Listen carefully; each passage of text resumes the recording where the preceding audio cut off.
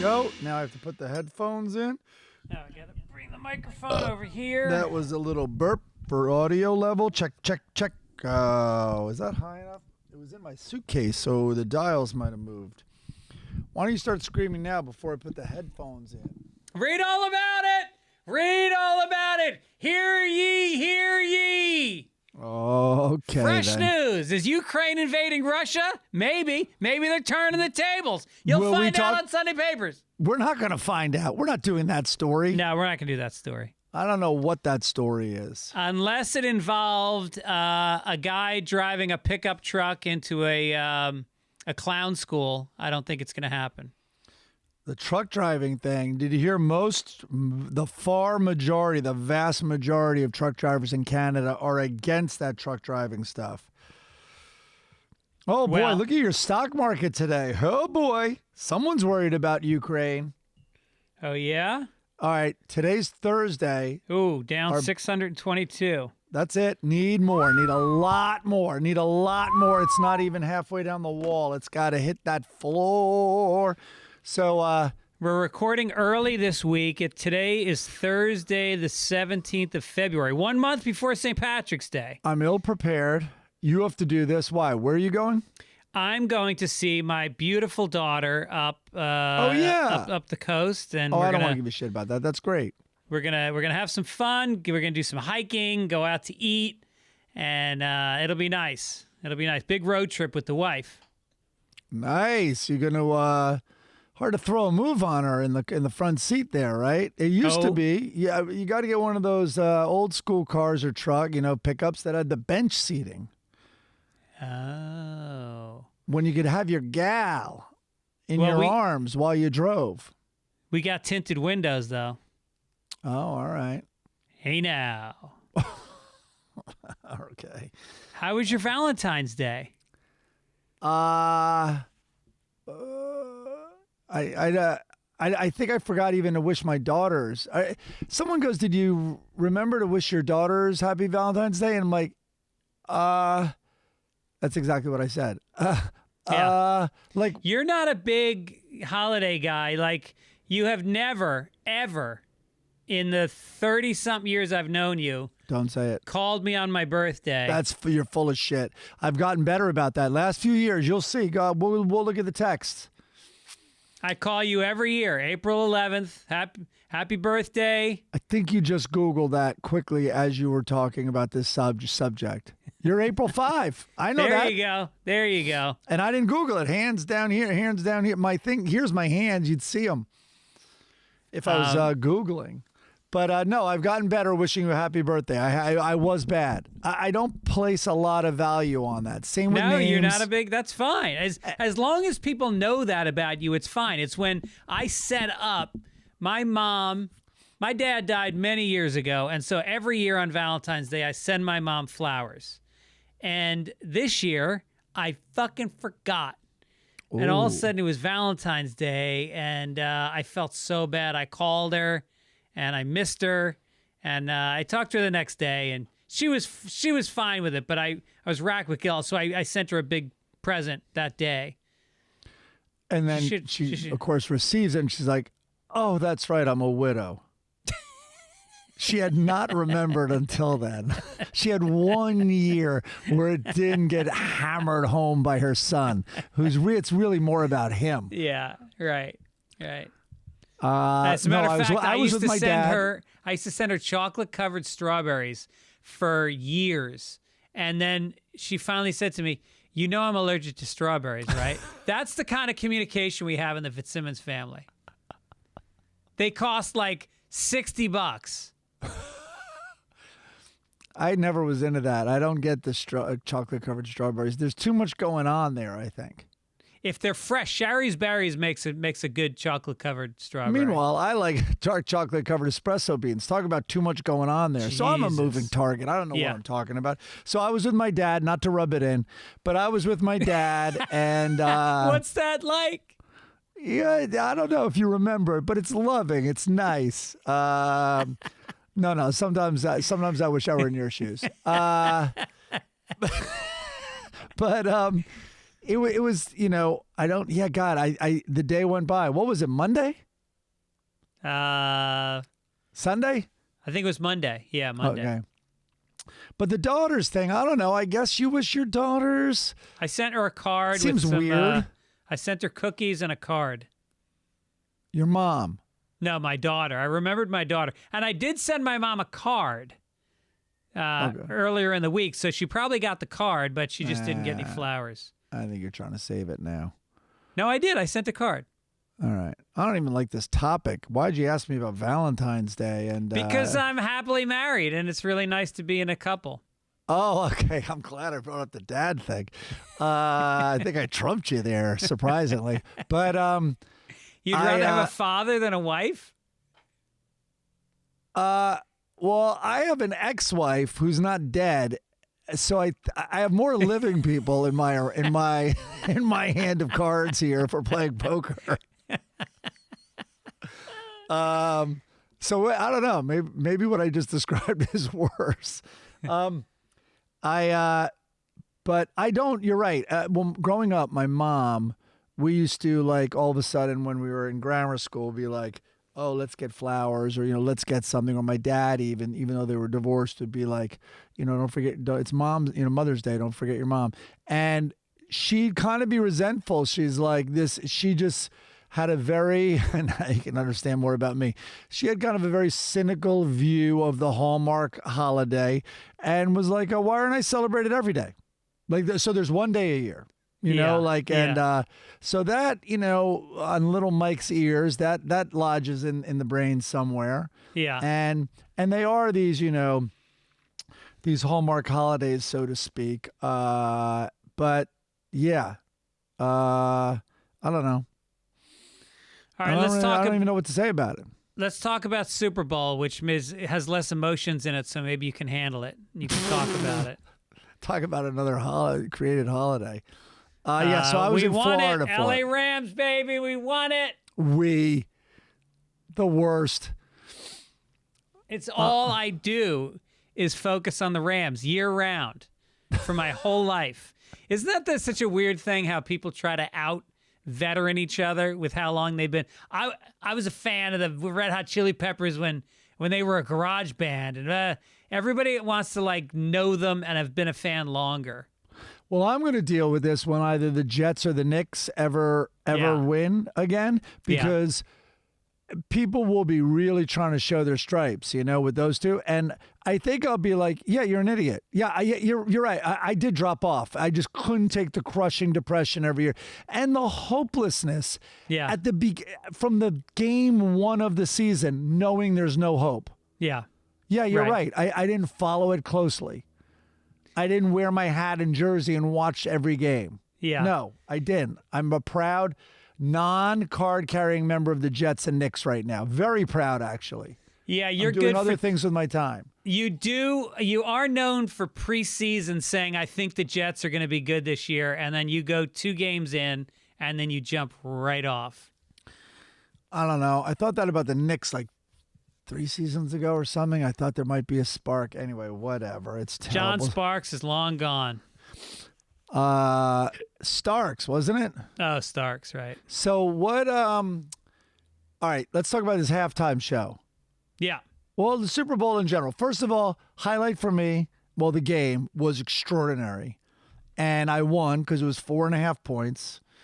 Yeah, can we talk about that? I am a Rams fan. I'm not a diehard Rams fan, but I liked them when I was a kid. I've always liked the Rams, and I love their fucking roster right now. I was excited they won. But they won, and they won by 3 points because they fucked up a snap. The placeholder fumbled the ball on the extra point. And so Gay wasn't even able to kick it. So we lost that point. I would have tied you. It would have been a tie. No, 4.5 points. Was it 4.5? Yeah, it went up. It went up day of, morning of. Oh, okay. Yeah. So I would have lost anyway. You would have lost anyway, so be consoled. What do I owe you? $50? I think that's what we did. Yeah. I think we did $50. Rabi called me. I think it's safe because his wife doesn't listen. No one listens in that family to this podcast. But he was like, $250. I'm like, dude, you have a disease. I go, isn't like 100 the same as 250 in terms of, I care about it just as much. I don't want to lose 250, don't get me wrong, but 100's enough to be like, you got some skin in it. And he's like, 250, you pussy. And so I'm like, with him getting Cincinnati and you getting the Rams? No, he's Rams. He grew up, he claims he grew up a Rams fan. Yeah. So I said, fine, 200. So that's what we bet. So I took his $200. And 50 for me.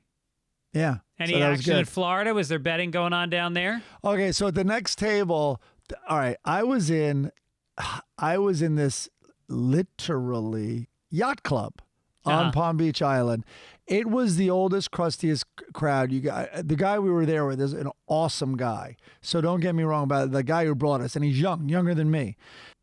The crowd was so old. So first of all, the halftime show, to look around at it was what the fuck is this? Meanwhile, I'm like, yeah, I know it's old. This song's 30 years old. And they're looking at me like, because to them, it's the very threatening spaceship that they're watching land. And it's incredibly new for them. And so. Sorry about that. I just had to book a role in a major motion picture. We're back from a phone call, and we listened. And can we tell them the highlight of the call for me? Yeah. All right. The guy's trying to work out some transportation, getting you to Kentucky, it sounds like. It's Doug Stanhope flying me to Chicago, but close. Okay, good. And then I thought he said Lexington. I'm going to Lexington on Thursday to do stand-up, but then the movie is Monday to Wednesday in Chicago. Got it. Oh, I'll see my son. Look at that. Okay, all of a sudden you're the family man, because when the call happened, it was like, well, you said, I'm going to San Francisco this weekend, and as we've already established, you're driving up there with Aaron, doing a road trip. So then all of a sudden it's like, well, do you want to fly out of there? You're like, oh, that's interesting. Yeah, I could fly out of San Francisco. And I was not supposed to be talking in the background, had to whisper, Aaron's driving back alone. No, and Chris at the exact same moment went, oh. So we nixed that plan, thankfully. Hilarious. Looking out for you. Yeah, so my acting career is not over. Look at that. That's going to be cool. Yeah, that's going to be fun. And the best part is he said we get to improv and riff, which means I don't have to memorize my lines. And you get to do hacky material. I overheard that part. Well, that'll be easy. There you go. Oh, method acting. So what were we talking about? Florida? Super Bowl. Super Bowl halftime show. Yeah, right. So they were pretty flabbergasted by the whole thing. I did overhear one table be like, you still want to defund the police? No. Really? Yeah. And they still wanted to fund, like, was someone taking it. But all right, so next to us was this group of people at a table, and they had the boxes. And so we look over and we're like, oh, look, there's the boxes. Like maybe they need, to sell some boxes. It was like right before kickoff. And all the boxes were filled out. And then we noticed they're all like, so they filled them all out among themselves, right? And then, so there's like, I'd say, I think 4 couples and maybe 5. And all the boxes are among themselves. So at one point, I then brought up my concept. You know my concept, which is you look at what the next score might be. In other words, the next winning box. And I go, I'll give you $100, or whatever I said. I probably said 20. I'll give you $20 for that box. And she's like, what? And they, first of all, they didn't even understand the concept. But then we heard that I'm not going to remember the exact numbers. I think there was $4,000 in their pot. Okay. I'm not even kidding you. It was like $50 a box. It was something crazy. $40 a box would be 4,000. It would be $40. I think it was $40 a box. Right. So anyway, it was huge odds over there at the next table. But yeah, I introduced the concept of like, basically creating a stock market around these boxes and futures on the boxes. So like Monopoly, like trying to within the game buy stuff from the other players. That's the funnest thing to do. Well, especially Gibbons, when you can scream to an old woman, "I'll give you $20 for your box." I don't think I'm invited back. Box? You want this old box? I don't think I'm invited back. I think I got the lock on that. Well, our friend Gibbons hit it big. I know. He hit a box that paid out like $8,000 or something. Now your audio sounds a little lower since you've been on the call. Are you plugged in? I'm plugged in. All right, good. All right, maybe it's me. I'm going to turn mine up a little. Okay. Yeah. So Gibbons hit. He made like $4,000 or something. I'm sure he'll donate it to wealthy people. He's chipping in for gas for the Canadian truckers. That's perfect. Yeah. The Sopranos ad came on, and there were a lot of memes showing exactly what happened, which is old people. It was like a dog whistle. Everybody was like, "Whoa!" Like as soon as you heard that bass line, Yeah. Right. And it was amazing. So have you seen a lot of the jokes about it? You sent me a very funny one with James Gandolfini in it. Well, that one actually made me choke up. That was some guy goes, I cut together my own version of it. He did it on Monday. Yeah. And it's the ad with his kids and, and Meadow driving around and AJ and stuff. And it's a scene from The Sopranos where, late at night, he'd be there watching TV all alone. And this was one where he gradually teared up and got very emotional at the end. Yeah. And it's so well done, the guy who did that. It was very cool. All right, here was one joke, though. At least we didn't have to sit through Meadow trying to parallel park. That's good. It's good. Perfect. And then, wait, what was another one? This is a good one. Tony Soprano didn't struggle his whole life so his kids could drive electric Chevy trucks. And then I think my friend Dickie nailed it. Dickie? Yes. Dickie, I watched the Super Bowl with Dickie in L.A. I sat next to him in the whole game. Well, he nailed, I think, the joke, if you ask me. And it was, it would have been great if in the middle, at the very end of that Sopranos Chevy ad, it suddenly cut to black, followed by the Ford F-250 logo coming up. Yeah. That would be badass. Would have been amazing. Yeah.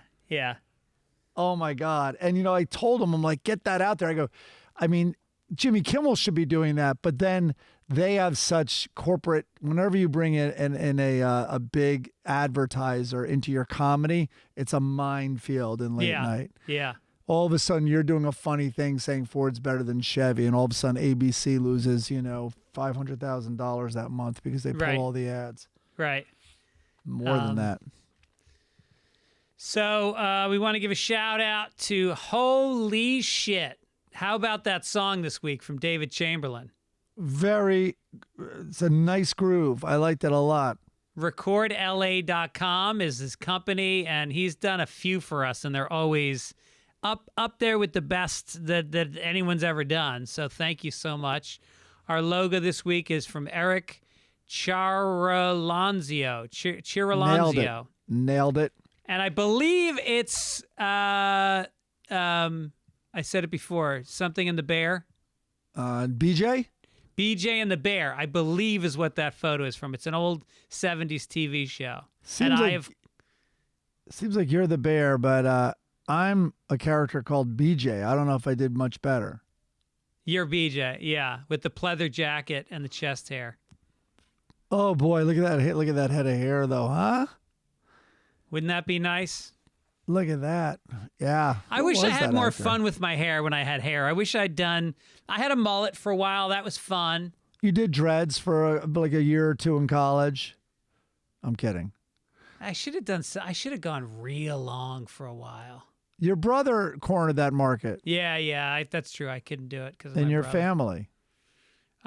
Thanks to Liz Brown, who was nice enough to send me a mug, the official maroon, not the maroon mug, the blue mug. Oh, wow. Yeah. So why did Liz do that?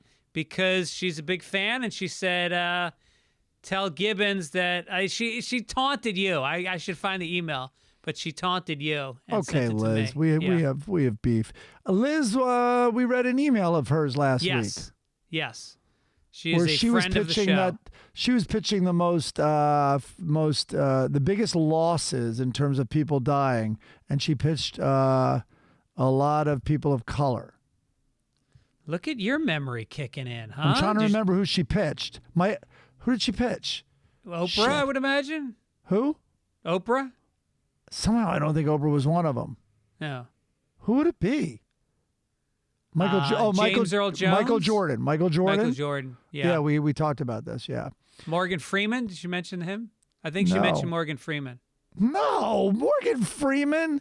No. It's going to be big. Only if he could announce his own passing. He should pre-record something.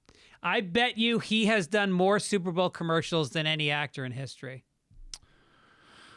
Not true. I don't think you're right. Who's done the most Super Bowl commercials of anybody in history? What was that guy's name? Fontana? There was a La Fontaine. Something like he was the most famous VO guy. He was like in a world. He was that guy. Okay. Yeah. Yeah. I'm just guessing. I mean, it's probably whoever the hell did Budweiser. Maybe a Marlboro Man. They kept dying of lung cancer. The Marlboro Man. Did you know that? That can't be true. That's absolutely true. Chris Denman immediately researched. Wait, hold on. You mean Marlboro the model, Men dying of lung cancer? I thought we were talking about VO guys. You're talking about the Marlboro Man, like the cowboy? Yeah. I do think one of them later, when they were no longer affiliated, died, of lung cancer. No. Right. They all died of lung cancer. All is a strong word. It sounds like a Fitz word. Not all. Most of them died of lung cancer. And now you say, I'm always right. Speaking of corrections, on the Sunday, February 13th episode, you guys couldn't recall the name of a movie about the outsider who comes to a quaint little town. I believe you are thinking of Local Hero with Peter Reigert and Burt Lancaster. It's about a Houston-based oil company looking to acquire coastal land in Scotland. Does that sound right? It's 100%. I even watched the trailer this week because we got that. The movie was written and produced by Mark Knopfler of Dire Straits. That is not true. It's absolutely true all the time. He wrote and produced the soundtrack.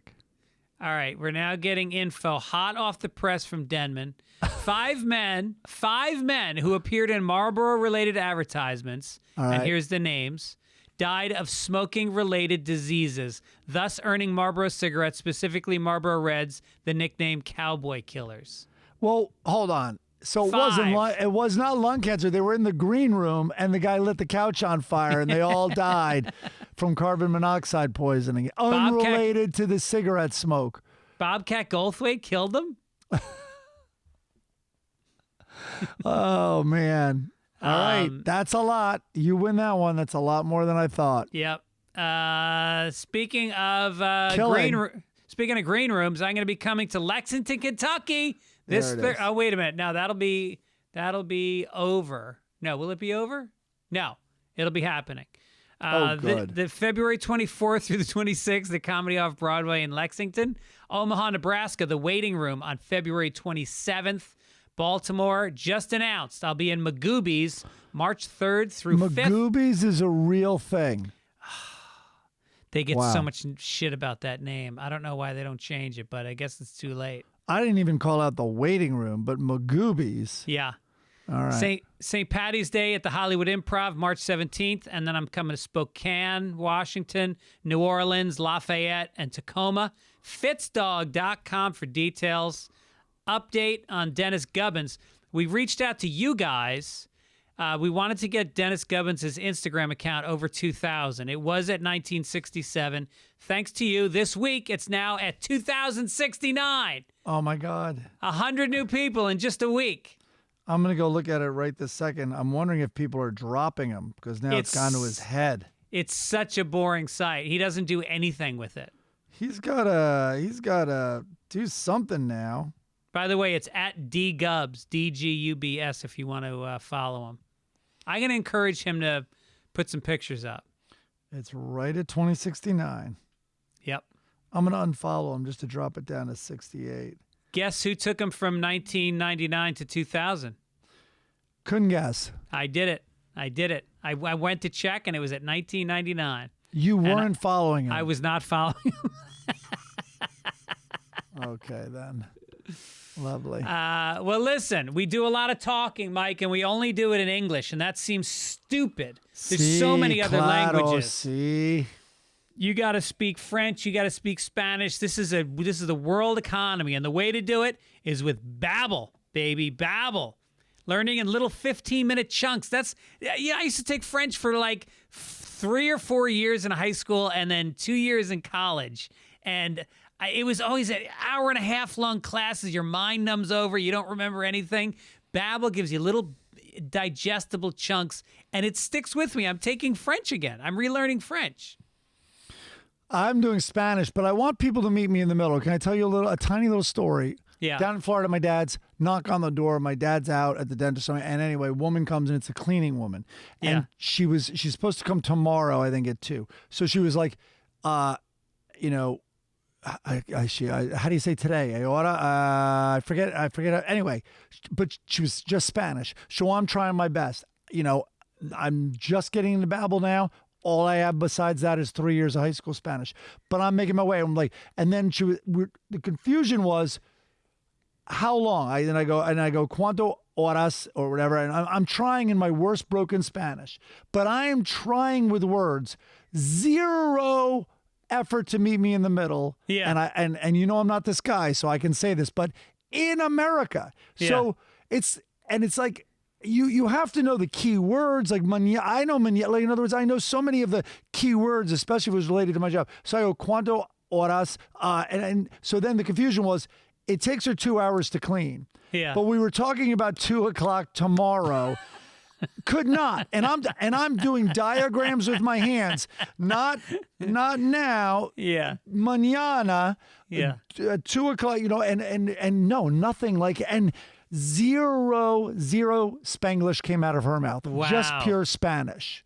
So it's up to us, Mike. We need to get on Babbel. She works for the building. She's a citizen who works for the building, and I think has worked there a long time. That's the other thing. I would not be saying this if I thought it was someone, like very fresh. Although even then, like when you go to Paris, wouldn't you be self-conscious about making your way and at least knowing? I would totally. If I was going to Paris on my vacation to clean people's houses and scrub their toilets, I would totally take some time to learn the language. Well, now I don't like the tone of this. All I'm saying is when I went to Italy, I'm like, I go, listen, I was old enough. I was like, out of college, I think. And I go to Italy and I'm like, here's my list of words that I need to know. And the first word I demanded to know was sorry. There you go. Scusi. Turns out, by the way, scusi you can fucking use for anything. Yeah. You use to get at attention, to pardon yourself, to leave. It's goodbye. Premature ejaculation.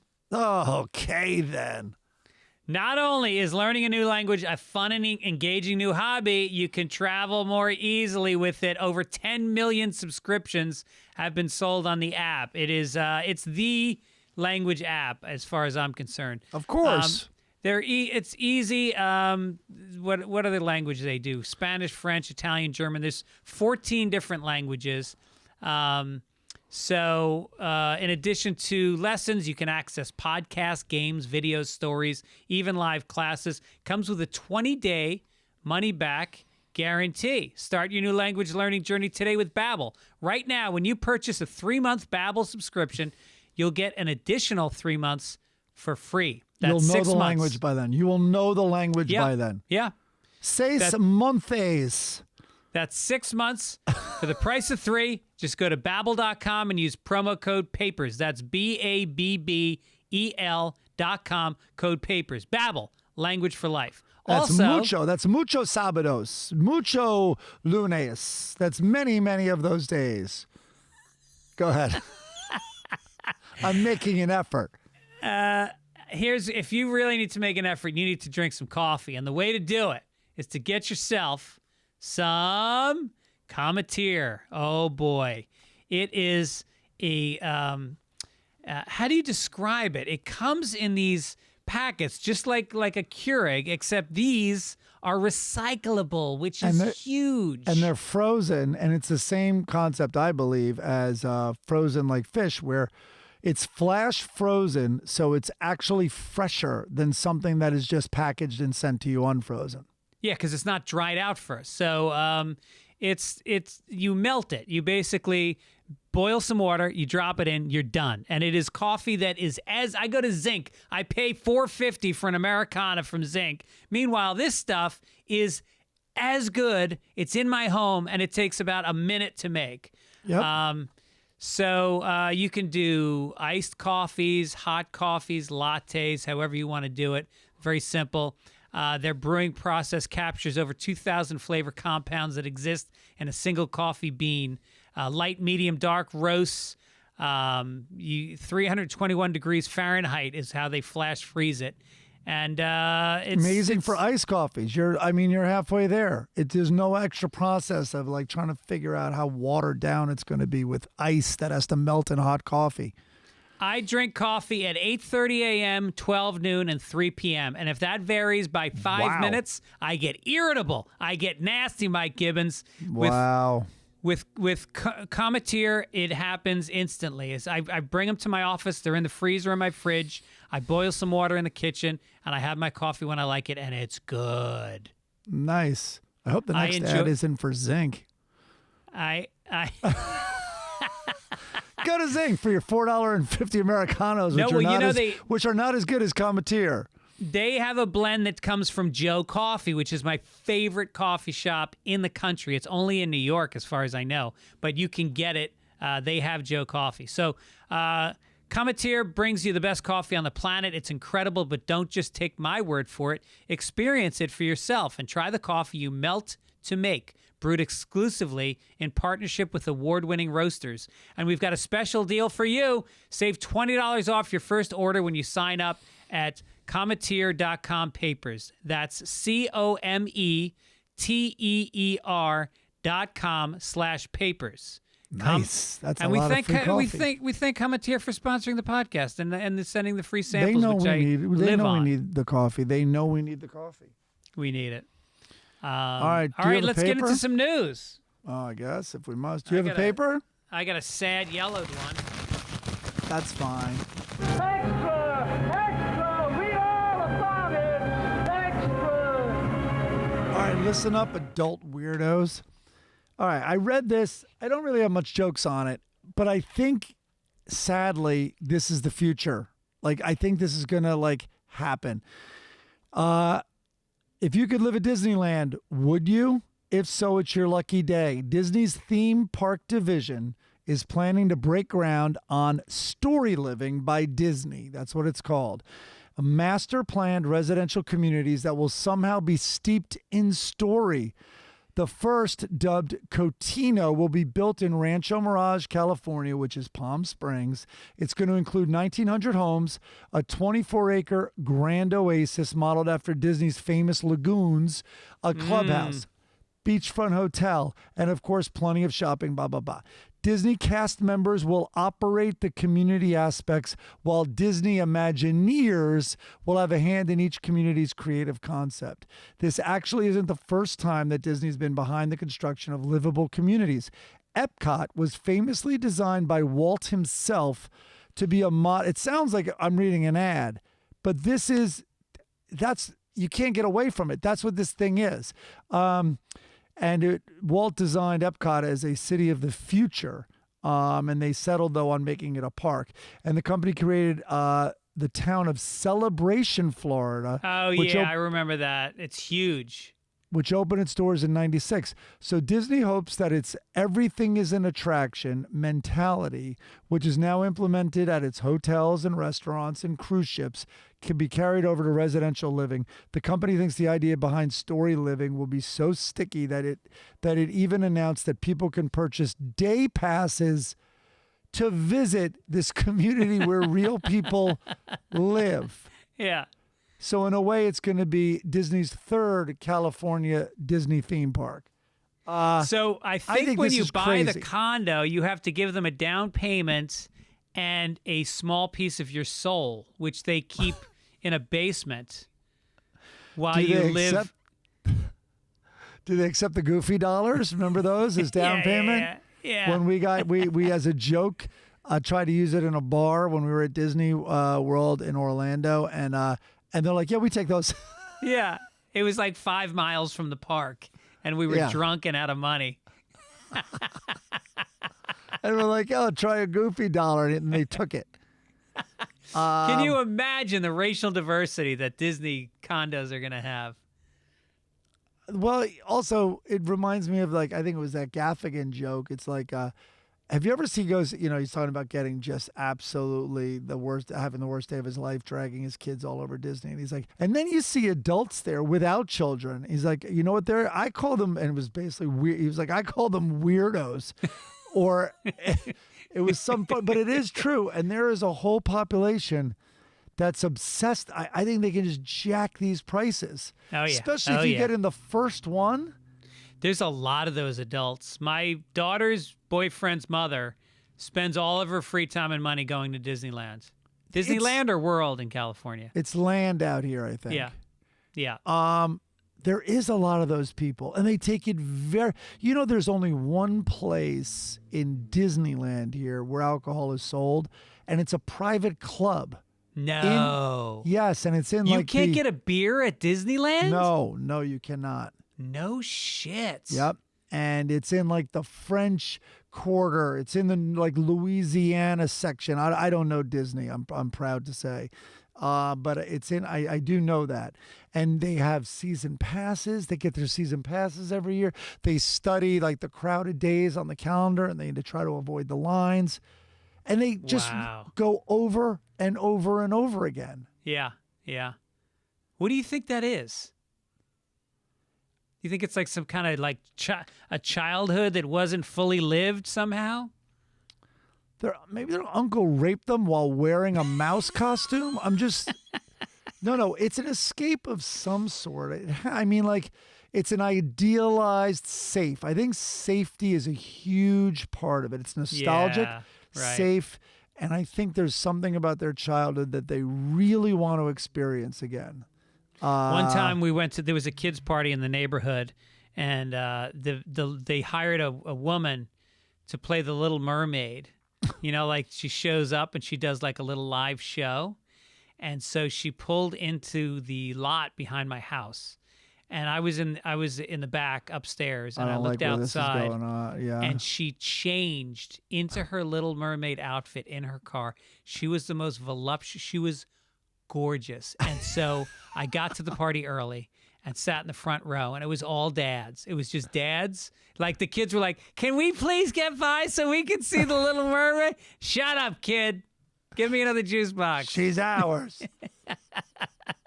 Oh, the poor woman.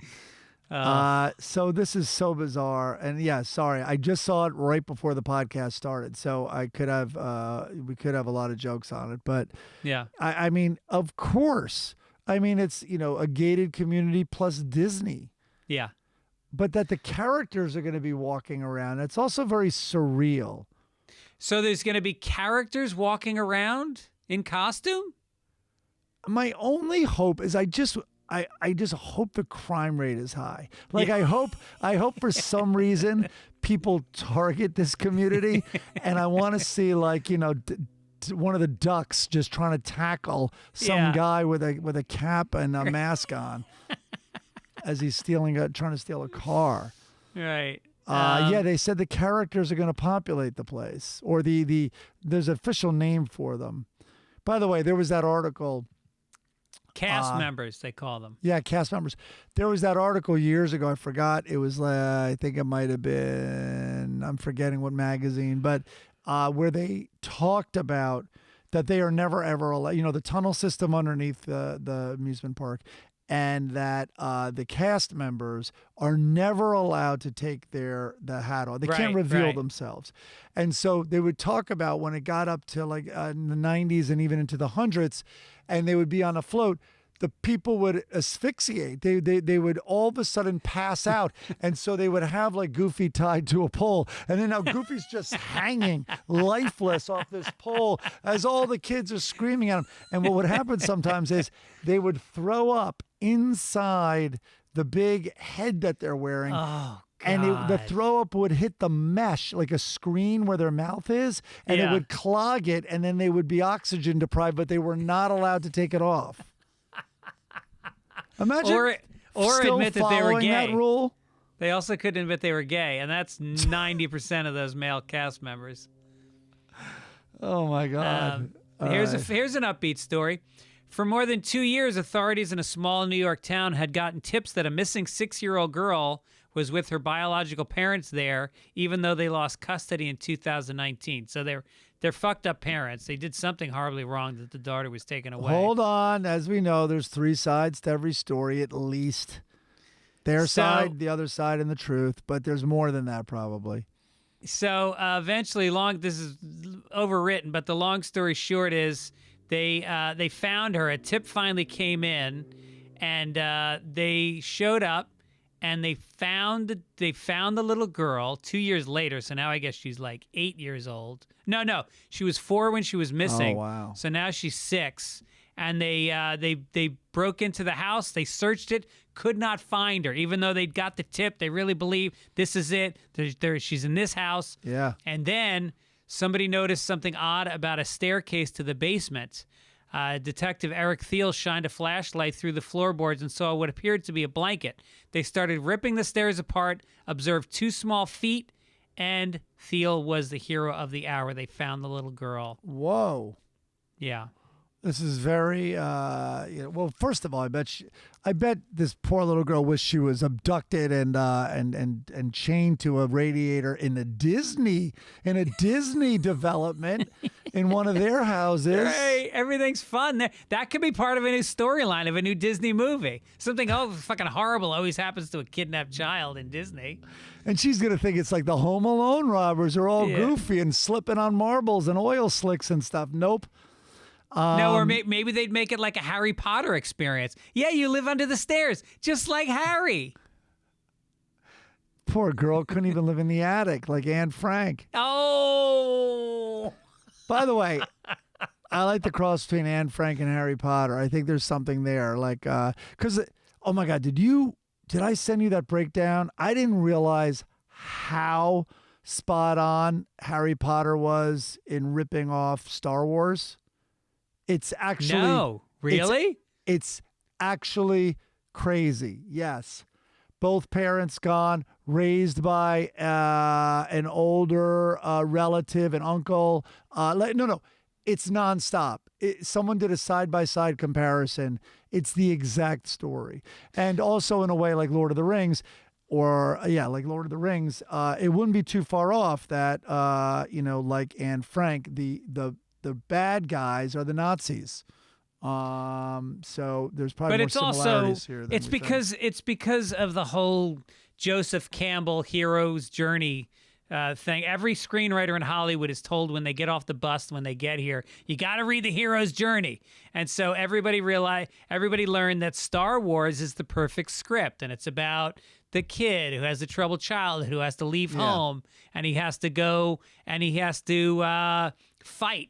And he learns skills, and he meets a mentor, and he learns a skill, and then he fights his way to get back home again. Yeah. And so every script in Hollywood has the same fucking story. Yeah, the Iliad, the Odyssey. And then they put a layer of Jungian psychology on top of it with the dark and the light side and that internal light and dark side within all of us.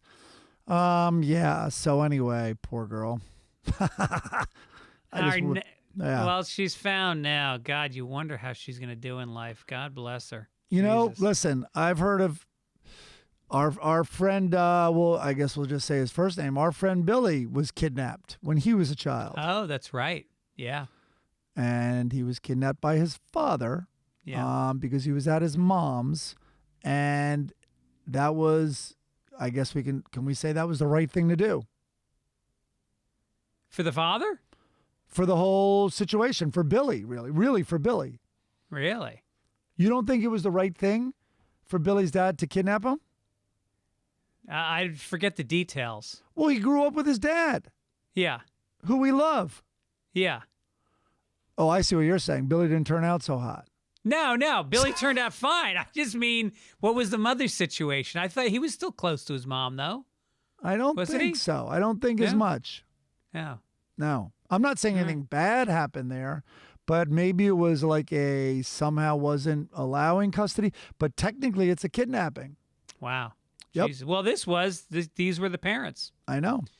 Our next story, whores. Oh. Craig Schubert, the mayor of Hudson, Ohio, tendered his resignation from the largely ceremonial post. Last week, Schubert suggested that during a city council meeting that allowing ice fishing at a local park could lead to prostitution. All right, I'm on Craig's side so far. Keep going. Well, I mean, I finally get it. I never understood the whole ice fishing thing. I never understood sitting in a shack on ice for 6 hours. But if you're going to send some girls to come around with some frozen handies, come on. Frozen handies. I mean, imagine how cold her hands would be. It would be amazing. Is this something desirable, a freezing hand during that? It depends on how hot your cock is, Mike. Oh, man. All right. Well, this is no longer the family episode that we had last week. You only put in 3 sentences in here, and the last one is, quote, he said this during the meeting. Does someone come back next year and say, I want an ice shanty on Hudson Springs Park for X amount of time? So I think what he was bringing up is, listen, if you give people any chance, people are gonna hook up in whatever thing you. Obviously, a lot of cheating and all that goes on in motel and hotel rooms, but it doesn't have to be that far. And I think now what I'm reading here is these would be like a temporary small room that could be rented for really cheap. I see. So I think he's right. I see what you're saying. Well, why is he against it? Why is he against it? Who's getting harmed here exactly? What's I guess the problem? Trafficked prostitutes, but we'll overlook that. Well, let's keep that on ice. I guess maybe a fisherman's marriage could get hurt. Let me tell you something. If you're in a relationship where you can go, honey, rather than sit at home with you in front of a roaring fire and watch something on Netflix, I'm going to sit on a frozen lake in a 3-square-foot shack with my fat buddy and fart and eat sausage. You build fires on the ice, too. That's how thick it is in really cold places. Jesus. And have you ever gone ice fishing? No, and I never will. Oh, I've gone a lot. And so you put it in there, and we used to go to the Prickner, too. We'd go up because Jeff How do you make the hole? We used to use an axe, but they have very fancy. You can attach it to a drill, but it's like a giant screw that can go down. And that, when you ever see a really neatly cut ice hole, that's exactly what it is. Yeah. And you can do it by hand as well, but you just like sort of, there's a word that I'm forgetting, but you just, screw into the thing. But you set up your sticks across the hole, and then you set the flag down, kind of like you would set a mousetrap.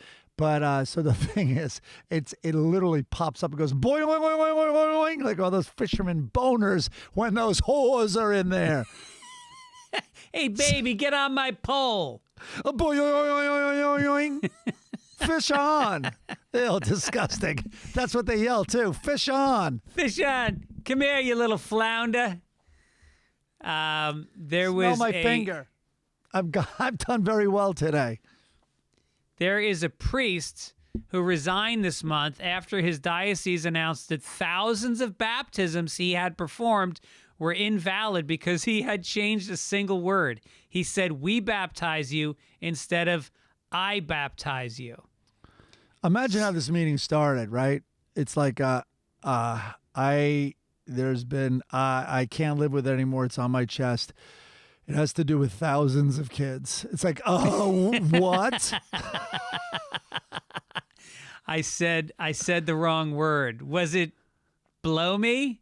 I may have ruined them for life. Oh. So apparently thousands of people who believe they or their children were baptized by Orengo can fill out a form online to be properly baptized. Subsequent sacraments, including marriage, may need to be repeated by those who had invalid baptisms performed by him. In other words, here's the thing. If you can't, there's 7 sacraments and they have to be done in an exact order. First, you're baptized, and then you get your first communion, then you do your first confession, then you get your confirmation, then you get married, then you become a priest. That's a sacrament. And then the 7th one is your last rites when you die. And if they're not done in order, they're invalid. You know this off the top of your head? Oh, yeah. Yeah. And so since they didn't go in order, it's invalid. And all these people, if they died, here's the thing. If you're not baptized and you die as a Catholic, you cannot go to heaven. So my... you have the 30,000-foot view of this. You have to step back. It's far crazier than if I just now try to make a joke about like some secret society. Like, you got to learn the handshake. Then you have to learn the password. Right. And then you have to remember like the first founders of this little meeting spot that you're in. It's craziness. Right. It's pretty crazy. And anyway. My Erin's Aunt Jo, who's hilarious, when she and her brother were flying to Ireland when they were little kids, Aunt Jo took them in any Catholic can baptize another Catholic as long as you say the right words. And so she took her in the bathroom of JFK Airport and she baptized Erin in a sink. I told you my dad said he put holy water on Sophie's head. He did? He said he dipped his thumb in and then did the sign of the cross. I'm like, Dad, first of all, technically my dad's not even Catholic anymore because he got divorced. You're right. So they kick you out of that club that everyone wants to be in if you get divorced. But it's like, why? I'm like, why didn't you use rooster blood? Like, I mean, it's just that, like, it's the same thing. I know my mother has baptized my kids. I have no doubt about that. Yeah. Yeah.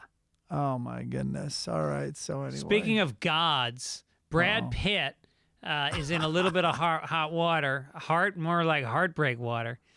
He apparently, during Hurricane Katrina... He did a ton down there, so I'm interested in this story. I didn't really read the whole thing. Okay. An attorney for Hurricane Katrina victims who bought defective homes touted by Brad Pitt say they, quote, they believed in him. They believed in the dream he sold them. Unfortunately, what they got is a bunch of broken promises. In 2006, Pitt and his Make It Right Foundation set out to build affordable homes for residents of New Orleans' lower Ninth Ward, who lost everything the previous year in Hurricane Katrina. Yeah. But the experimental, environmentally friendly homes turned out to be defective, leaving the residents with mold-infested homes. So he's changed his charity from Make It Right to Make It Moldy. That's what he does. It's a great brand. Listen, I saw those houses when I was down there. I was down there after Katrina. And that guy, I'll tell you what, though, he was walking the walk. He got involved. He didn't just send money out. He was also trying to find a solution. I don't know. The only reason I'm defending him, it's not because it's Brad Pitt. I'm defending anyone who actually tried. I know. And he couldn't have foreseen this. Now, are they dicking the people over now? I don't know the details. I don't know if they've ignored it or they're like, you're on your own. I don't know what's going on, but it's a shame. I mean, look, Hollywood's trying. You know, Sean Penn fucking pulls up in a rowboat and fishes you out and brings you back. Brad Pitt builds you a house. Is Ryan Gosling gonna make dinner? I mean, this is like some kind of a porn for women. All right, wait, I'm reading some of the details here. Sources in 2018 said Pitt forked over millions out of his own pocket to help fix the homes, which weren't built to withstand New Orleans' tropical climate. Okay. So some houses didn't have things like waterproof paint or rain gutters. Some had flat roofs. Yeah, let's put a flat roof on a house in New Orleans. And we're so tightly insulated that once moisture got in, it wasn't getting out. The result, termites and toxic mold that even reportedly killed one resident. But listen, every house did have that terrace on the second story, though, where you would show your tits and everyone threw beads up to you. They did have those. So they knew where they were going. Yes, I don't understand the problem here. Right. And there were vomit troughs on the edges of the balconies. Yeah, just they didn't do, and they were packed, so they couldn't drain water. Baton Rouge activist and speaking of Louisiana. Yeah. And Louisiana Senate candidate Gary Chambers Jr. has released a new campaign ad where he is seen burning a Confederate flag. This is that badass guy that, remember, he did a political ad a couple weeks ago where he was smoking a joint in the ad because he wants to legalize marijuana. Oh, no. Black dude, very cool dude. He's running against John Kerry, which is weird. I think it's the same John Kerry that it was running for can't be. president. It's Louisiana Senate. No, I guess not. Come Maybe. on. I don't know. But do you remember? That's a Fitz fact. Have you heard Attell's joke? He goes, "Did you know that if you come on a Confederate flag and bury it, you will grow your own Cracker Barrel?" That's amazing. I used to have a dumb, stupid idea, which I wanted to do as a sketch, but I think I've talked about it on the podcast before. But it's a performance artist getting all sort of political, and they want to part of their performance art is shitting on the flag. But the arrangement with the theater owner and all that is as long as that flag doesn't touch the floor. So so he's like, what? It's a weird compromise. So it's this huge failed effort at trying to shit on a flag that can't hit the floor. Yeah. So there's that. I like this burning. Yeah. I don't know if Burning this, a Confederate I don't know if this gets you elected in Louisiana. Louisiana has a very large black population, so he said the attacks against black people. But aren't they not letting them vote down there or making it harder to vote? Right. Our right to vote and participate in this democracy are methodical. Gerrymandering districts are a byproduct of the Confederacy. Our system isn't broken. It's designed to do exactly what it's doing, which is producing measurable inequality. Yep. So, I mean, good for him. It's called the rebel flag. It's built in the name. Yeah. You can rebel against it. No, but I'm also saying that it shouldn't garner any respect. Yeah. It was the flag of insurrectionists. You know what flag those people should fly? The ones down there? The white one. Remember they were waving that at the end of the war? Oh boy. Classic old Fitz dog bit. There we go. All right, new section. New section. Paper crinkle.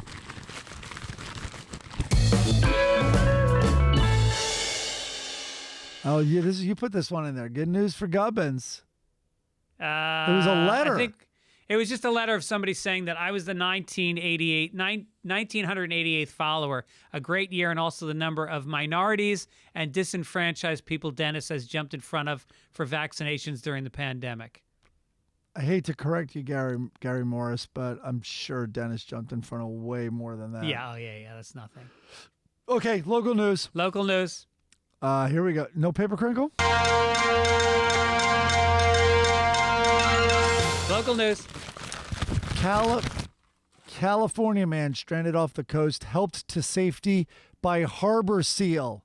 All right, I just put this story in here because I don't know why I occasionally have these thoughts of like, what would I do? Same with chairlifts. I'm always like, what if it stopped here and I had to stay here for the night? Like, how could I jump? Could I survive the jump? How would I stay warm if I couldn't jump? Could I go up to the wire it's hanging from and shimmy my way? You know, like maybe I would pull a 007 move and put my jacket over it and just fly down. So the other one is stranded at sea. Yeah. So Scott Thompson, a sea urchin diver, was stranded in the Santa Barbara Channel in the middle of the night after he fell from his boat while its motor was still running. Thompson was only wearing a T-shirt and shorts in the chilly... Oh, God. By the way, the temperature is 50 It's probably colder there. In Santa Monica Bay right now, it's 58 degrees. Oh, so it's 7 degrees colder out where he is. I would say so. Yeah. Only a T-shirt and shorts in the waters. I thought to myself, great, this is how I'm going to die. Today is the day. I'm going to. And he just started swimming as hard as he could towards the boat. And it really didn't take too long to realize it's getting farther away and I'm not getting closer. He immediately thought of his family and was motivated. I thought the line was going to be like, he immediately thought of his family and just gave in to death. Now, he immediately thought of his family and was motivated to return home. He planned to swim to an oil platform, which was closer than the shore, and he was soon terrified by a splash of water right near him. Quote, I wasn't thinking about sharks or anything like that until I hear this splash, but it was a medium-sized harbor seal. The seal would go underwater and nudge me like a dog comes up and nudges your leg. Did it know like, hey, this is a human in trouble? Hey, keep going, dude. I think it was like, hey, I want to have sex with you. Yeah, right. Hey, where's the asshole? Which used to be your line. So crew members aboard the oil platform treated Thompson, who was then taken to a hospital, and he survived. But wow. Imagine in the middle of the night, your little dingy motorboat's like puttering away from you and you can't catch it. Unbelievable. What would you do? Well, you take off, he had shorts on. If you have pants on, you take off your pants and you tie the ankles together, and then you put the pants up in the air and you pull it down into the water, and the air gets trapped in the legs, and you can use it as a life preserver. Wow, look at you. I'm a certified lifeguard. And that's one of the things you learn when you do lifeguard training. And then you because you're saving everyone with pants on. I don't. What? Where were you a lifeguard? It was at a pool at a swingers club. People had big pants. So to me this sounds like this guy had some kind of a near-death hallucination. Like, yeah, and then this harbor seal, he came, there was a rainbow, and then he pushed me along, and an octopus gave me a hand job. It was amazing. Well, it's like Life of Pi. If you still want to, the people listening right now, if you still want to see Life of Pi, I would stop listening for about 30 seconds, because here comes the spoiler. That was the whole Life of Pi, the tiger and the animals on his little boat and all this. Those were predators. Like, his mom was raped by a man, and he made the man a tiger. Right. And he coded his whole thing. All right, we're back. No more spoiler alert. So Life of Pi was great. You got to like Indians. But yeah, maybe it was. Maybe these were his coded memories, his screen memories, as Freud would say. Right. I don't know, though. That is a terrifying, and boy, an urchin diver knows. There are many great whites around there. Many. There was just a guy in Sydney, Australia. Did you see the video footage of him being eaten by the great white? It was brutal. I saw that there was, and here's the funny thing. I didn't click on it. I did. I shouldn't have. How far out was it? Not far at all. Maybe 100 yards. What do you? I guess I'm gonna watch it. What do you say? Oh yeah. By the way, if you don't want to spoil the footage of a shark killing a man, don't listen for the next 30 seconds. What do you see? Like the tail flailing in the air as it's like tearing the guy apart?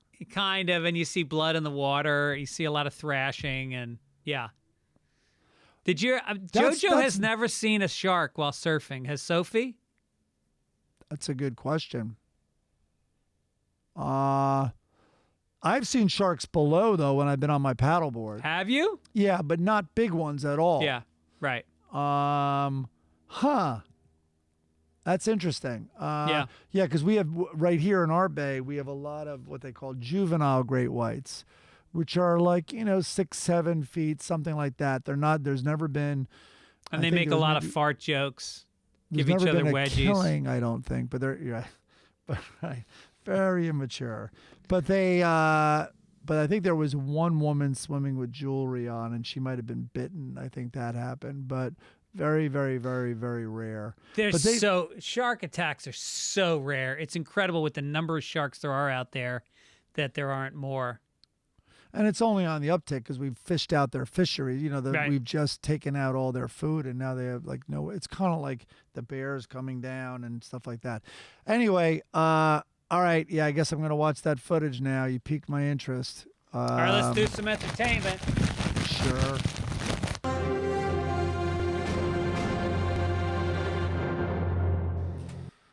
Gilded Age. Yeah, Gilded Age is, if you liked Downton Abbey, it's the same writer, creator, and it's the same style, but it's the American version of it. And it takes place while, like, Mrs. Astor was in charge of who's who on Fifth Avenue on the Upper East Side. And it's the Vanderbilts and the Rockefellers they're the new money, and they're trying to make their way in. And Right. You know what? There's very little sex.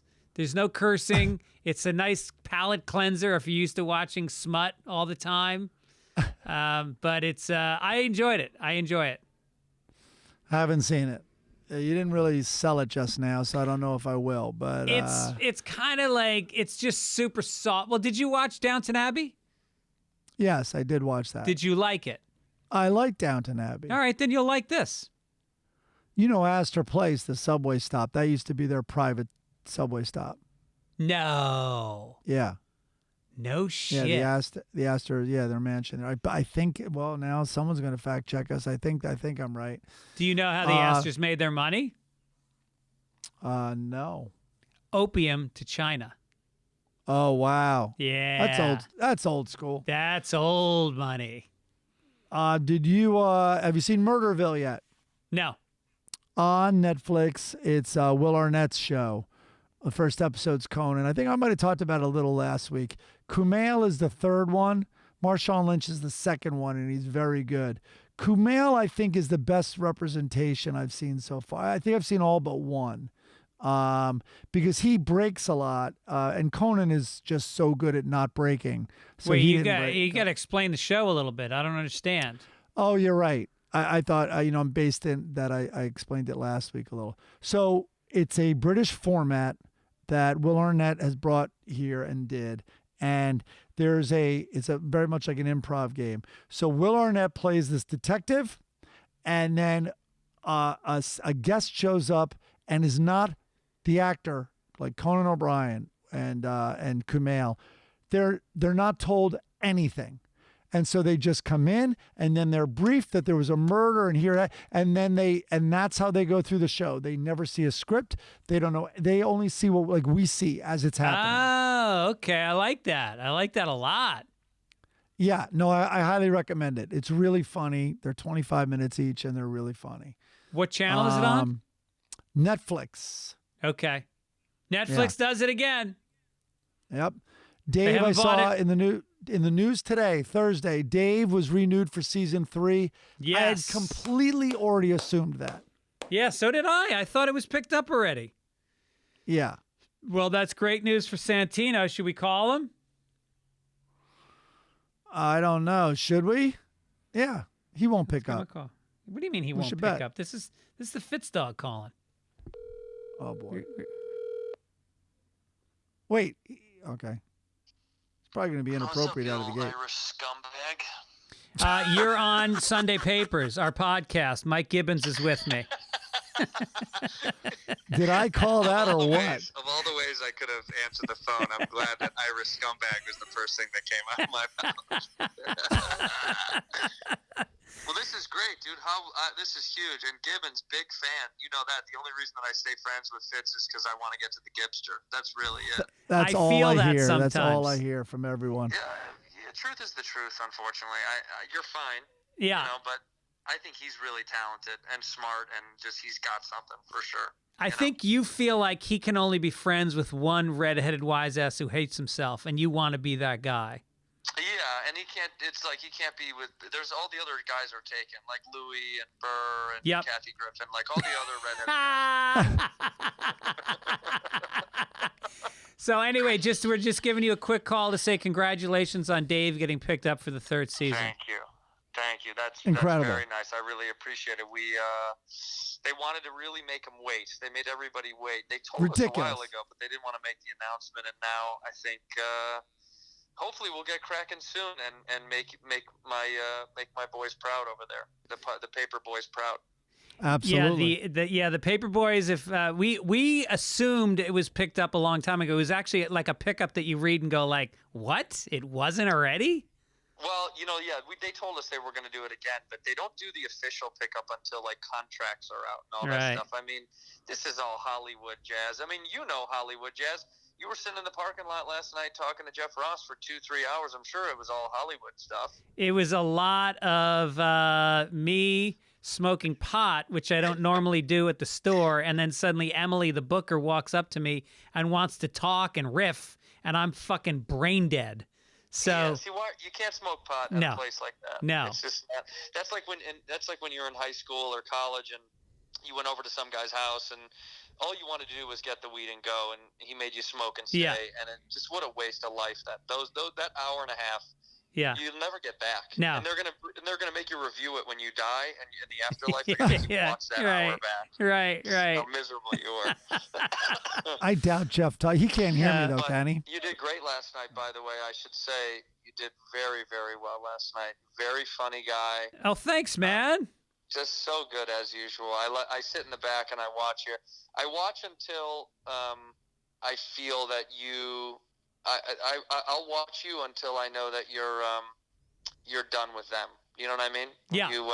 When you're ready to be done, I can feel it. Yeah, I mail it in around 2/3 of the way through, and then I coast to the finish line. About 8 years ago. You do. You start to peel off mentally. I see your brain is thinking about how you're going to get home. What roads am I going to take to get back to the house? When do I get my $20 so I can get the fuck out of here? Yeah, do you guys pay us in blood money? You know what I love about New York? They pay you in cash. Yes. I love the cash. Why don't we get cash? It should be. Here's the deal: either pay me a fair wage or pay me instantly, but don't pay me $20 in a check in 3 weeks. It's cab fare. Like a Western Union check. It's like it's like cash advance. The Comedy Store is getting predatory loan cash advance checks for us. I can't wait till they start bouncing. Like whenever I do, like I let them pile up and then I grab them. Yeah. I just want to go to the bank. I cannot wait for the day that I get there and they're like, these aren't valid. Yeah. There's no money in this account. Right. It all got spent on Pauly Shore's his new movie. They financed a movie using Comedy Store money. Is that true? No, I don't know. Yeah, that's but next. He didn't ask me to be in it, so I was really pissed off. Real pissed off at him. But that's okay. I just did a movie with Kevin Hart. Take that. Hey now, there we go. All right. Yeah, I'll get cut out of it, but I did it. I did it. I got a couple checks. You'll probably get cut out of the podcast also, but it's nice that you spent this time with us. I love you, boys. All right. I appreciate you. All right, love you too, man. I'll talk to you soon. Congrats. All right. Thanks. Bye. Look at this. We got Doug Stanhope on earlier, and now we got Andrew Santino on. Ready to go. Yep, ready to go. All right, what else? What were we going to talk about? He brought something up during the call. Oh, I forget. Anyway. Well, here's what we need to talk about. Well, wait a minute. I saw The Lost Daughter. Now, I think I saw it too. What's it about again? It's an impossible question to answer. It's with Olivia Colman. That's what it's about. So is everything. Everything is with Olivia Colman. It's unbelievable how much she's doing, quite honestly. So Olivia Colman plays this, I'm not going to go into it. She plays a woman, and she's on holiday in Greece. And honestly, so Maggie Gyllenhaal wrote and directed it. She has an Oscar nomination for Best Adapted Screenplay, which confounds me because this was like an artistic take on a novel, and I have no idea what I saw. I feel like I saw it, and I don't remember watching it. It's in Greece, and how's the daughter lost? There is no lost daughter. Oh. Spoiler alert. Oh. I know it's not something you learn at the end. It's crazy. This is how bad it was. I watched it on the flight back, and 3 times I tried to walk out of the theater. Jesus. Really? You didn't even hear my setup. I was on an airplane. I was looking up the movie as you're talking. The Lost Daughter. Oh, I downloaded it but didn't watch it. It's on Netflix. So don't watch it. Do not. I have no. Okay. You honestly, you would miss nothing. All of a sudden, seeds are planted. You're like, oh, okay, they know. I don't even know why these people were cross with her. I thought I knew, and then it turns out, no, that wasn't it. So there's no explanation. Oh my God. Yeah, it feels like Olivia Colman is in everything, and so is that guy who was in Dune, the kid who was the star of Dune. Oh yeah, good-looking kid. Yeah, Chalamet. Yeah. Timothy Chalamet is in everything. That's how they should promote a new movie. Now from Miramax without Chalamet in it. Right, exactly. So we'll just make all the posters in advance. Timothy Chalamet and Olivia, whatever, star in. Don't. And we're going to get people who write in saying I missed what it is. Don't get me wrong. It was well directed, like in terms of it was beautiful, and then with the sound, the images were, very cool. The tone was like really cool. I just wish the story was kind of there. That's all. Well, she is a good director. She did that period piece on HBO about Times Square and the beginning of the porn industry. It's so good. And she's in it and she directs it. She's very talented. Not 40 Deuce. Yeah. No, I think it's just called is it called The Deuce? Oh, The Deuce? I think it's just called The Deuce. This one should have been called The Deuce because it was shit. Let's do some Florida, man. All right.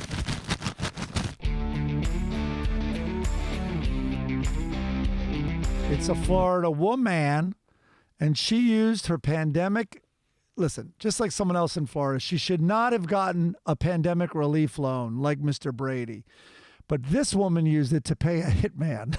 Oh, I love it. It's a perfect Florida use. Yeah. The woman received the loan on 2 weeks before a man wearing a black hooded sweatshirt shot this other woman to death as she walked to her apartment building with her 3-year-old daughter. Oh, God. Now, there was a famous violent man who was in Florida, and his name was Scarface. And I don't know if you remember how he made his way, but when the kids were around the mark he wanted to kill, he said, no bueno.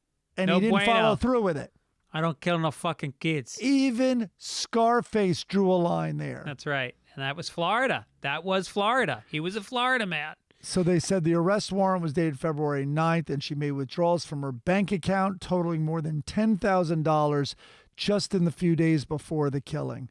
So they arrested her, the man she hired, her, and she had a romantic relationship with him, and it was first degree, blah, blah, blah. Anyway, I just thought that was the craziest thing. Like, what did you spend your pandemic loan? You'd have to go to Florida to find this story. A hitman.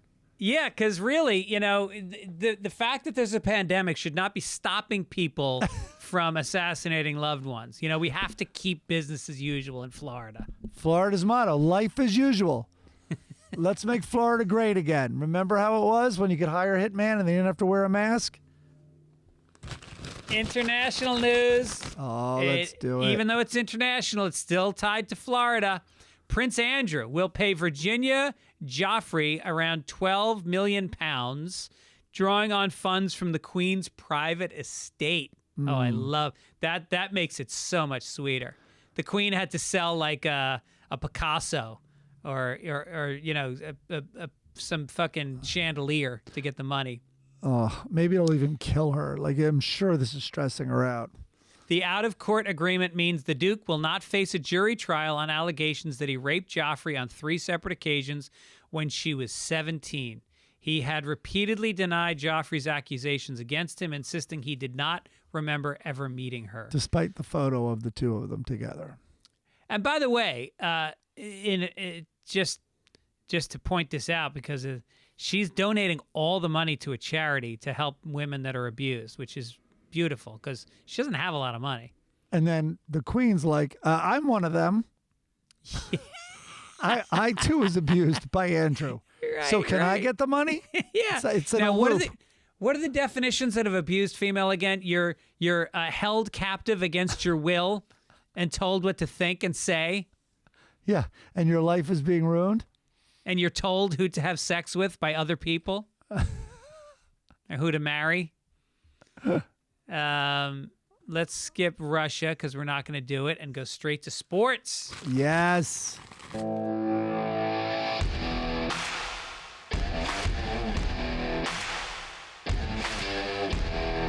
Well, we covered the Super Bowl. Drake, yeah, I guess Drake didn't win. I mean, I assume. No, he won. He won a lot. He won like $1.5 million, I think.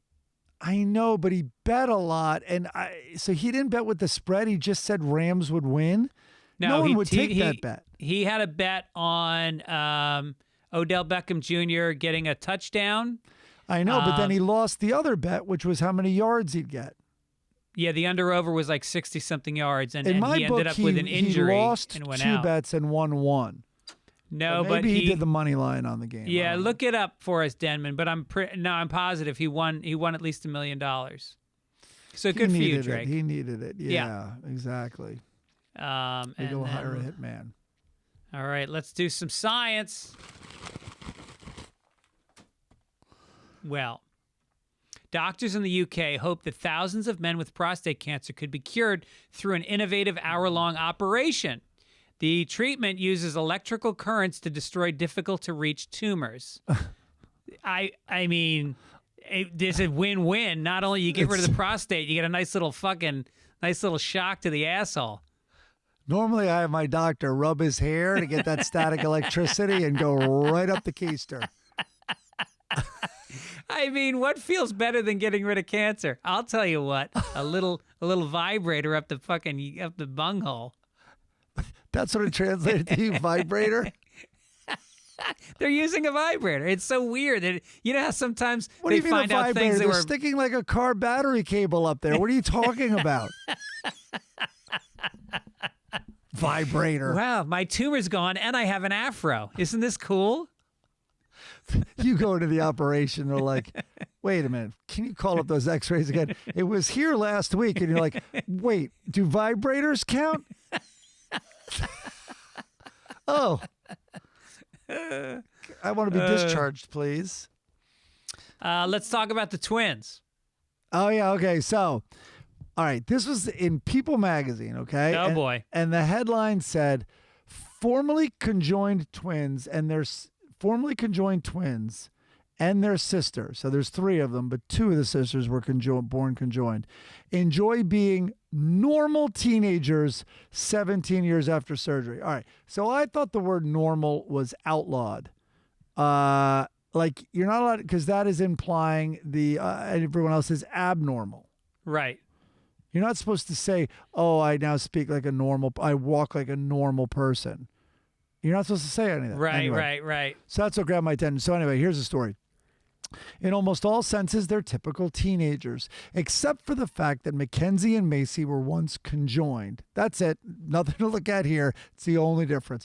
Macy and Mackenzie were born conjoined at the pelvis and were separated 10 months later. Though the surgery was successful, both girls each have 1 leg and rely on prosthetics to get around. Oh. Like most high school seniors, the triplets, Mackenzie, Macy. Oh, I didn't know the other one was a triplet. Boy, the other 2 must be so envious. The triplets like driving around aimlessly with friends when they're not working their after-school jobs. I'm guessing they drive automatics. Now, by the way, that does remind me. So Gibbons was complaining that when he gets knee surgery, it's his right knee. He's not going to be able to drive for a while. I'm like, what are you talking about? Drive with your left foot. He looked at me like I was crazy. I'm looking at you like you're crazy. You can't drive with your left foot. Right. No fucking way. Right, so that is unsafe. Are you insane? All right, so my Achilles, what do you think these girls do? By definition, one of them is left-footed. But they practiced and practiced and practiced, and they probably had they did it on a virtual reality system, and then there's no fucking way you could drive a car with your left foot. I don't think there's any law. I challenge you. Try it this week. No, I have, because after that conversation, I'm like, is he good? So listen, I had my Achilles bone, so I didn't have my left leg at all, and I was like, boy, I'm lucky it wasn't my right Achilles. Yeah. But I then, back then even, once my leg got better, it was like, could I have handled it? Yes, it's just 2 pedals. I'm not talking about a manual. Yeah. By the way, do you think there's a law? How about this? If you showed up for your driver's test at the DMV, the physical driver's test where you're going to drive around and try to pass, and you just folded your right leg, like up under the chair, and you did it with your left foot, you think, is he allowed to penalize you or she? Interesting. Yeah. Can't you drive any way you want as long as you're following the law? Yeah, of course. Some people drive with their hands. I drove in Ireland one time, and it was a stick shift car in Ireland, but obviously you're shifting with your left arm. But just that confused me so much that I slammed into the car in front of me because I was pushing down the clutch instead of the brake. And I've been driving stick shift since I could walk. I was a kid. I know how to drive a stick shift, but I just, bam, right into this car in front of me. And luckily it was this British couple, and they got out and they were like, "So sorry. We didn't do, what was it us? Was it our fault?" And I was like, "Yes, it was." Oh my God. Didn't even take our papers. All right, so back to the girls. They enjoy climbing trees, spending time with their many pets, and horseback riding. Now, how confused do you think that horse is when one of these girls hops up to it? God. All right, are you just going to showcase one-leg jokes? Okay. Is that what this bit is? No, I got a better one coming up. Mackenzie has her sights set on possibly becoming a kindergarten teacher. Good luck with that, class. Madeline, meanwhile, wants to be a nurse practitioner with a focus on helping geriatric patients with Alzheimer's. Yeah. Well, that's one nice. way to monitor how the Alzheimer's is progressing, because you'll know they're really getting worse. But every day you'll go in there and they'll be shocked every single time you enter the room. Oh, my horror. What the hell happened to you? Meanwhile, you just served them lunch a half hour ago. Oh, God. Every time Mackenzie walks in there. Or Madeline. It's Madeline. Yeah. Sorry. Mackenzie's being tormented by 6-year-olds. Right. Yeah, those are some high impact jobs for people with one leg. Have you ever heard Jim Jeffries' bit on? Remember the South African guy with no legs that killed his girlfriend? Sure. Holy shit! His routine on that is so goddamn funny. He's great. Like it's laugh out loud funny. He is so ballsy and hilarious. Because he's talking about how that guy was dating a girl, the girl he killed. He was dating her, and he checked her phone while she was in the shower and saw that she had texts and she was having an affair with a South African rugby player. And he's like, and you have to understand something. In South Africa, rugby player outranks legless Olympian. He's like, it goes rugby player, legless Olympian, cricket. That's the way it goes. That's great. Oh, anyway, fuck. God bless these girls, and of course, I'm making fun of the people who react to them. Of course, it's not a big deal. Yes. All right, let's go to this day in history. All right.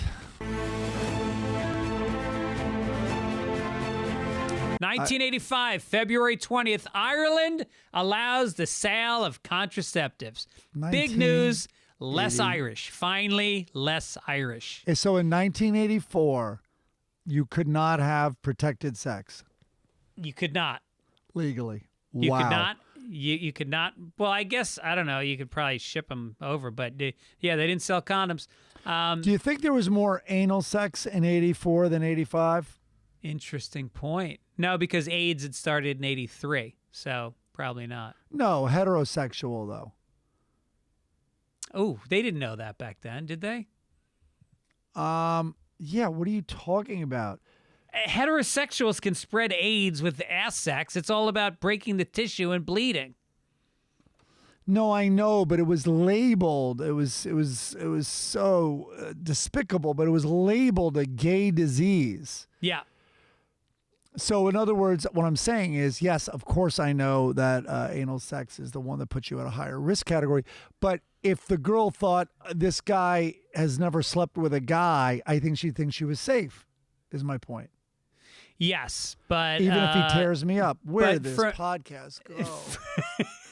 From can we get back to crippled twins, triplets? Can I get back to my safe space? From 82 to like 8 through us going through college, it was not considered confined to the gay community. I remember being very worried about catching AIDS when I was in college, and that was 85 through 89. Yeah, because you were going in the park looking to blow someone. A guy. Now. Yeah. In Hello. Boston. Hey, you behind the tree. Oh my God. So the Irish are using condoms. And now let's do a little bit. Do your kids know that story? Yeah, they read my book. Oh, fuck. They know everything about me. It's pathetic. Writing a book was the stupidest thing I ever did. Letters to the editor. All right. Okay, here's a guy, Matthew Troncelletti from Philly. There you go, an Italian guy from Philly. So here we go. Big stretch. Gibbons is one of those New York guys who disparages Philadelphia because he visited once and had the vague sense he might get beaten up. Oh, he my never God. got beaten up, but he was afraid nonetheless, and that's what he remembers about his visit. Keep in mind, Mike, that New York's job is to crank out scumbags like Madoff and Epstein and the Trump family, while Philadelphia is where they come to get their MBAs at Wharton. New York creates the creeps, Philadelphia educates them. Mike, your response. I don't even know where to begin with that. First of all, your stupid school let in Trump, and he kind of didn't even really get in through the right process, but I'll leave that alone. I've been to Philly many times. I've never been beaten up, but it's like it's like Boston in how it's a southern city in the Northeast. And they have such a giant chip on their shoulder. And listen, what am I going to say that Bill Burr didn't say in those 11 minutes or whenever he did that radio show? It was a live show. It was a stand-up show. Oh, right, but it was like a radio festival. Like it was a concert. Yeah, it was thing. Opie and Anthony Festival. I mean, please Google Bill Burr, Philadelphia. That's all you need to know, and you'll hear every criticism about this stupid city. All right. Which is beautiful and has very impressive art, I will say, and an unbelievable children's hospital. So I want to give credit where credit's due. I fucking love Philly. They are the best crowds. Lord. I'm telling you, the Helium Comedy Club in Philly is top 2 clubs in the country, and the people that come out are they're Irish, Italian, Black, Jewish. It's very diverse. I don't agree with you about it being segregated. I think Boston is more segregated. So what's Philly. going on in Philly? What is it that city does? It's the city of brotherly love, man. People are people are super friendly. They're outgoing, they're loud, they're fun, they like to fuck around, they got a great sense of humor. The food's not great, I'll give you that, but the architecture's amazing. They have a old pretzel with historic mustard on it. buildings. That's their contribution to the culinary world. The food's not good. There's Baltimore right up the road. Same thing. I don't know. Whatever. All right, let's move on. Greg and Mike love the Philly. show, Philly's and great. congratulations on 100 episodes. I know episode 101 is the family episode, so I was wondering if you could both speak to the wildest place you ever jerked off. Never make the show, Blue. Andy. You're not going to want to talk about this because you're so full with shame. Me? Yeah, where's the weirdest place you ever jerked off, Mike? Probably my mom's hand. That's not. What are you going to corner me? If off. you're going to corner me, I'm going to fucking attack. She was asleep. God, I hate to say it. Because I don't. There's so much to choose from. Yeah. I mean, begin entry level 101. Many jobs. So there, many car rides. Yep. Many public transportation situations. What? Yeah, you're Mr. Airplane. Oh yeah. Pilots Airplanes. know they can't even take off till you're done. Pilots know that when that fasten your seatbelt sign goes off, get out of the way. I am headed for the lavatory, and I mean business. It's the only way I can settle down for a flight. Oh my God. And then I go back to the seat and I start snoozing. I've been in bunk beds where I've tried to keep. I just prayed that it was real snoring on the roommate's part, male roommate. When I was about 14 and I just hit puberty and I just started jerking off, 2 weeks later we went to Florida and we were staying in this resort complex and it had a hot tub. And I was in the hot tub and there was this couple and the chick was smoking hot in a skimpy bikini and the bubbles were on, but it only went up to like below your chest. And the guy and the girl were making out, and he was kind of groping on her, and I spanked one out in the hot tub. Wait. How far away were they from you? 3 feet. In the same hot tub. Okay. You know what is the most terrifying part of that story? I'm imagining your eye contact. I'm imagining the bubbles suddenly stopping. I can't believe we're giving into this guy's letter. All right, I thought of one. In Carmel, out in the middle of the lake, I did it. On a boat? Nope. In the middle of the day, I think I had taken out, like the lifeguard had a surfboard. Yeah. And so, but it was before paddleboarding. I mean, it was 2 summers ago. I'm kidding. No, I was a kid. And so I think I just paddled way out there. Like I'm going to take it around the lake, paddle around the lake. And then so I then got in the water and like had one arm on the board. But the thing is, somehow, so you were in the water while you did it? Oh yeah. And somehow, and the trick was I couldn't lose my bathing suit. So that would be hysterical. You have to paddle back naked. Yes. So I held that in the hand. So I had an elbow up on the surfboard. But in hindsight, there were houses that were high enough up where they had a great view, and it's a crystal clear lake. So I don't know what they thought was going on. Oh, my God. That's amazing. Yeah. So there was that. That is definitely a scene in whatever the next camp movie is. It also reminds me... Wet Hot American Summer or whatever. It also reminds me how, like, crazy you are as a teenage, how, like, just jacked up on testosterone and all the hormones in your body. Like, imagine doing that now, how long it would take. You couldn't... I don't think I could do it. No. No. I mean, even if like there was a monetary offer, like I'd be like, I don't know if I could get to completion here. Yeah, yeah. I'll try. Let's do an obituary. I think I just killed my career. Go ahead. And that's all, folks. Ivan Reitman was a filmmaker who directed movies including Ghostbusters and Stripes, died in California in his sleep at 75. That sounds appealing to me. In my sleep at 75 sounds about right. All right. He started in 71 with Foxy Lady, and he had previously produced the live National Lampoon show in New York City, and would go on to work with National Lampoon acting alums including Bill Murray and Harold Ramis many times over the course of his career. He directed Meatballs, which speaking of camp movies, that was a great one. Yeah. Followed it up with Stripes, and then Ghostbusters. How about Legal Eagles, Twins, Kindergarten Cop, and Dave? He also produced Heavy Metal, Up in the Air. He did the Ghostbusters reboot. And, I mean, this guy was, like, really a comedy genius. He was an unbelievable... I mean, those are some of the greatest comedies ever made. Did he direct... I'm trying to plug in my computer, which is about to die. Did he direct the reboot of Ghostbusters, or was he just a producer? No, I don't think so. I think he produced on it. Oh, boy, I don't think I'm good. All right. Okay, I have to take this out. Okay, keep going. Yeah.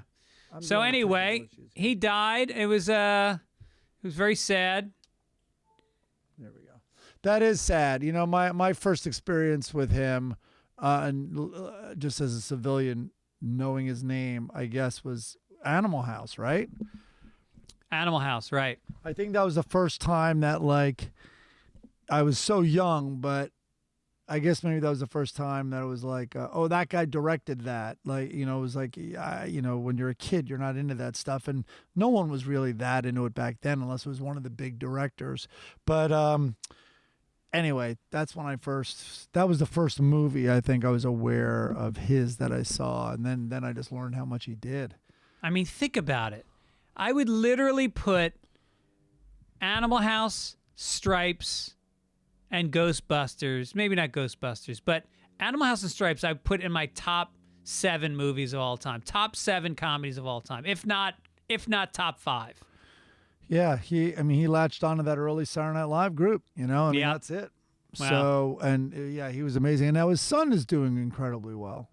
Jason. Yeah. Yeah.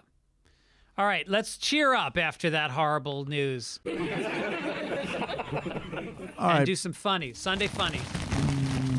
I don't think it's going to cheer me up. Okay. Well, this first one, I hope it doesn't cheer you up. It's Hagar the Horrible. And when I say horrible, this was not a good guy. This was not worthy of a cartoon strip for children to read in the family room. Hagar the Inappropriate. I mean, it's insane. This guy is a fucking marauder. He's a rapist. And they do cartoons about it. In the first frame, he's in the king is sitting on his throne with his valet, and Hagar has a gold pot in his arm. Another guy's got a rug over his shoulder, and the king goes, "I'm watching a horror show. Do something." And the valet goes, "I could make popcorn, sire." But the real joke is what's happening in the background, which is one of the soldiers is picking up a screaming woman as he smiles and carries her out of the castle to rape her. Her head is back, and you just see her screaming mouth ajar, and like it's horrific. I'm surprised she still has her clothes on. Yeah. Not for long. Not with those big boobies they put on her in the strip to make it funnier. And he's smiling like crazy, the guy carrying her off. Yeah. Oh, my God. Wow. Now we got the Lockhorns. Loretta says to Leroy, "I'm not saying you're wrong, Leroy. That goes without saying." Sorry, I missed it. Let's do some Family Circus. Oh, yeah, well, I wish I missed this. Oh, boy. It's a Thursday one. Maybe the Thursdays are even the weakest of the week. So the dad comes home, and the mom meets him at the door and says, "The new couch came." And then you look at the couch and, oh, my God, all the children are sitting on it and they have all their toys on it. And that's the comic strip. That's it. Yeah. Nothing going on. Nothing going on at all. What? So before the couch, they didn't watch TV? I'm guessing the new couch? Jeff Keane got Omicron, and he was stuck at home, and he's feverish. He can barely lift his arm, and he literally, his wife said the new couch came, and so he wrote that, and then he doesn't do the illustrations, and he just sent it off to the illustrator and said, "Just fill it with stuff." He could be like, "I'll come home tomorrow. I'm going back to work." I mean, do something there. Yeah, right. All right. Blondie, first of all, let's talk about Blondie's daughter. And I don't want to be inappropriate because God forbid Blondie listens to Sunday papers. Oh, boy. But the son and daughter are standing in the hallway, and the daughter has on some aqua blue jeans and a lime green tight sweater with her mother, not quite as big as her mother. Like Blondie is like a 34F. The daughter's like a 34 double D. And she says to the son, "Daddy always finds such unique Valentine's gifts for Mom every year." Son goes, "I know." In the next frame, Dagwood has got Blondie in an embrace. She's leaned all the way back. Look at that. The only thing sticking up is her left breast, which is huge. And so the son goes, "The pepperoni perfume seems to be doing the trick." Daughter goes, "Yeah, better than last year's chili scented shampoo." So Dagwood, this fucking maggot, he needs to put food smells on Blondie to be attracted to her. That's what it takes to push this guy over the top. He should meet her. He should meet her in an ice fishing shack. She'd smell like trout. That's right. That's right, Mike. Long and that's how we're going to go out on callback. Sunday papers this week. We've done it. We've done it again. And I realize I'm late too. I'm supposed to go to a dinner. I forgot. I didn't think our podcast would go this long, but you made 2 phone calls during it. No, sorry about that. Sorry to bring star power onto the podcast. Fuck up. What? Yeah, I know. I couldn't get and he couldn't hear you, which we would have talked to him longer, but he couldn't hear you. Thank God. So, all right. yeah. Imagine if it went longer. Okay. We want to thank Midcoast Media, Beth Hoops, and Chris Denman and Key, who do a great job every week in putting the show together for us. Yep. And we want to thank you guys for listening as we hurl our way into the 200s, the 100s of our podcast. Yeah, the second century. We'll see you guys this week in Lexington, Kentucky. And Mike, anything you want to plug? I don't think I have any. Yeah, do not at any cost see The Lost Daughter. Okay. There we go. All right. We'll You're see you welcome. soon. I lost 2 hours. Take it, Ish. Take it, Ish.